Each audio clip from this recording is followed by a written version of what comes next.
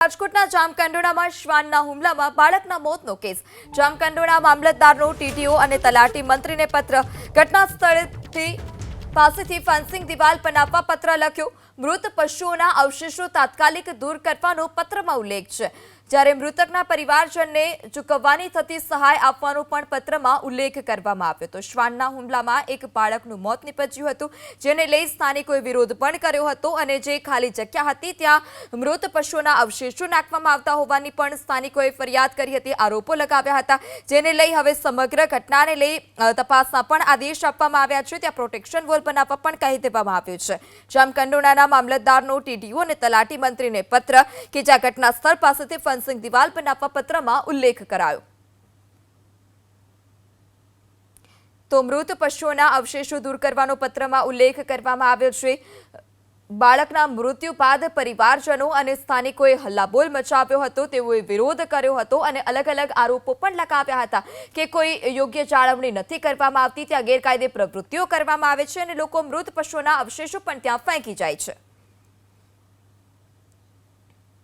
તો રાજકોટના જામકંડોળામાં શ્વાનના હુમલામાં બાળકના મોતનો કેસ છે, જેને લઈ બાળકના પરિવારજનો અને સ્થાનિકોએ વિરોધ નોંધાવ્યો હતો। સ્થાનિકો આરોપ લગાવ્યો હતો કે જે શ્વાન હોય છે ત્યાં આસપાસમાં ત્યાં વારંવાર આવી જતા હોય છે, ગેરકાયદે પ્રવૃત્તિ તે જગ્યા પર થાય છે અને જે મૃત પશુઓના અવશેષો છે તે વિસ્તારમાં ફેંકી દેવામાં આવતા હોવાથી વારંવાર ત્યાં શ્વાનોના આંટાફેરા વધતા હોય છે। ત્યારે ઘટના સ્થળ પાસેથી ફેન્સિંગની દિવાલ બનાવવા પત્રમાં ઉલ્લેખ કરાયો છે। મામલતદારનો ટીડીઓ અને તલાટી મંત્રીને પત્ર।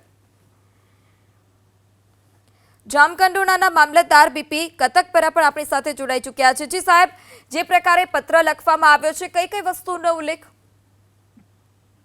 હેલો જી, અવાજ આવી રહ્યો છે આપને? હા આવે છે જી જી, આપે ટીડીઓ અને તલાટી મંત્રીને પત્ર લખ્યો છે, કઈ કઈ બાબતનો ઉલ્લેખ પત્રમાં?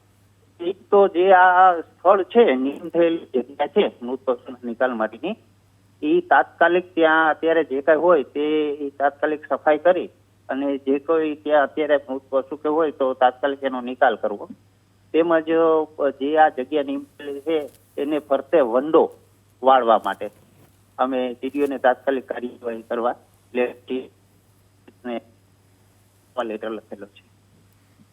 જી, તો જે પ્રકારે સ્થાનિકોએ આરોપ લગાવ્યો હતો કે અહીંયા ગેરકાયદે પ્રવૃત્તિ થાય છે અને મૃત પશુઓના અવશેષ ફેંકવામાં આવે છે, શું તે વાત સત્ય છે ખરી? આ જગ્યા છે એ નિયમ થયેલી જગ્યા છે મૃત પશુના નિકાલ માટે। જી જી, આપ અમારી સાથે જોડાયા તે બદલ આપનો આભાર।